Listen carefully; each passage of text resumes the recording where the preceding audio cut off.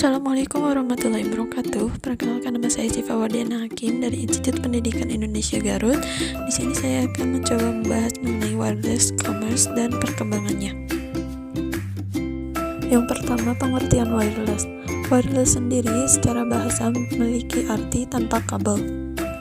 Wireless network atau jaringan nirkabel merupakan sekumpulan komputer yang saling terhubung antara satu dengan yang lainnya sehingga terbentuk sebuah jaringan komputer dengan menggunakan media udara atau gelombang sebagai jalur lintas datanya.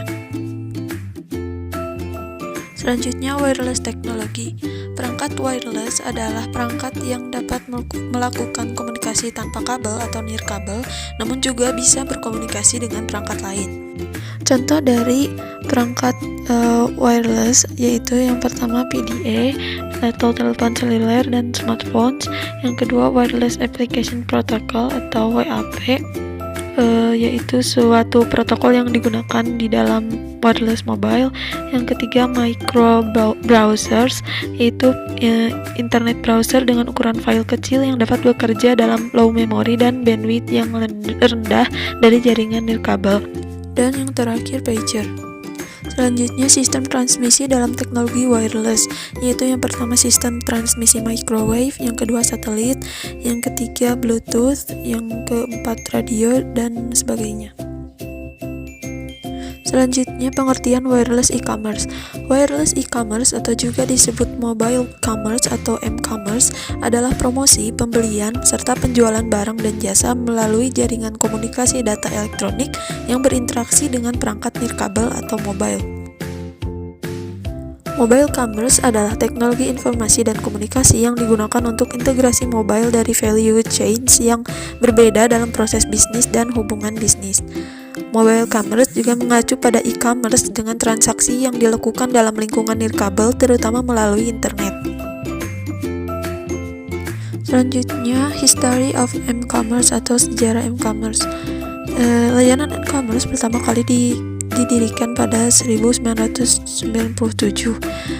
Lalu pada tahun 1998, layanan e-commerce berkembang dengan ditandai penjualan konten digital pertama yang dapat diunduh ke ponsel. Selanjutnya, tahun 2001 memperkenalkan versi yang menyertakan autentikasi 2 faktor serta peningkatan kelayanan mobile check-in.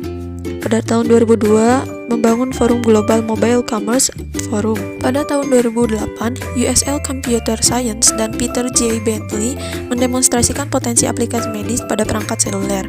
Pada tahun 2011, aplikasi Google Wallet Mobile App diluncurkan. Beberapa fitur dalam m-commerce diantaranya, yang pertama penyisian setoran dan penarikan tunai, yang kedua kemampuan pihak ketiga untuk melakukan setoran ke akun pengguna, yang ketiga kemampuan untuk melakukan pembelian eceran, yang keempat top up bayar over the air menggunakan uang tunai yang sudah ada di rekening, yang terakhir kemampuan untuk mentransfer uang tunai antar rekening pengguna. Selanjutnya, terdapat beberapa manfaat penggunaan m-commerce yang didapat baik secara individu maupun organisasi. Di antaranya, yang pertama, context specific services, yaitu m-commerce memungkinkan untuk menawarkan layanan berbasis lokasi yang spesifik untuk konteks tertentu, misalnya waktu, lokasi, dan minat pengguna. Yang kedua, time critical situations, yaitu keberadaan dan kedekatan mobile commerce memungkinkan pengguna untuk melakukan tugas mendesak dengan cara yang efisien terlepas dari lokasi geografisnya. Selanjutnya, spontaneous decisions and need, yaitu kebutuhan spontan yang tidak dipicu secara eksternal dan umumnya melibatkan keputusan yang tidak memerlukan pertimbangan yang sangat hati-hati, misalnya keputusan pembelian yang melibatkan sejumlah kecil uang. Yang keempat yaitu efficiency increase, yaitu mobile commerce membantu meningkatkan produktivitas tenaga kerja dengan meningkatkan efisiensi rutinitas harian mereka. Layanan dan aplikasi m-commerce. Berikut merupakan beberapa layanan dan aplikasi m-commerce. Yang pertama, mobile travel and ticketing. Ini adalah proses di mana pengguna dapat memesan, membayar, memperoleh dan validasi tiket dari mana saja, kapan saja menggunakan ponsel.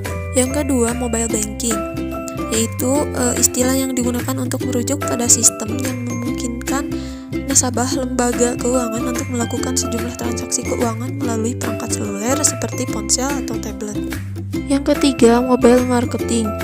Pertumbuhan perdagangan seluler secara langsung terkait dengan jumlah pemasaran seluler yang diinvestasikan oleh perusahaan. Beberapa pelanggan memilih untuk menerima berita tentang penawaran atau kupon yang ditawarkan melalui pemasaran pesan teks. Juga ada tempat di mana pelanggan dapat mengirim pesan teks di ponselnya seperti Caca yang memungkinkan pelanggan mengajukan pertanyaan yang akan dijawab secara gratis. Yang keempat, mobile healthcare. Dengan menggunakan teknologi mobile commerce, dokter dan perawat dapat mengakses dan memperbarui catatan pasien dari jarak jauh dengan segera. Yang kelima, Enterprise Resource Planning atau ERP. Pengguna dapat memiliki akses sumber daya yang tepat dan bekerja seefisien mungkin, apakah mereka bepergian menemui pelanggan atau bekerja di lokasi terpencil lainnya dengan sistem ERP mereka. Yang keenam, mobile money transfer, yaitu mengacu pada layanan pembayaran online yang dilakukan dengan menggunakan ponsel. Hal ini dimungkinkan untuk mentransfer uang dari satu orang ke orang lain dengan menggunakan ponsel. Itu saja yang dapat saya sampaikan. Terima kasih. Wassalamualaikum warahmatullahi wabarakatuh.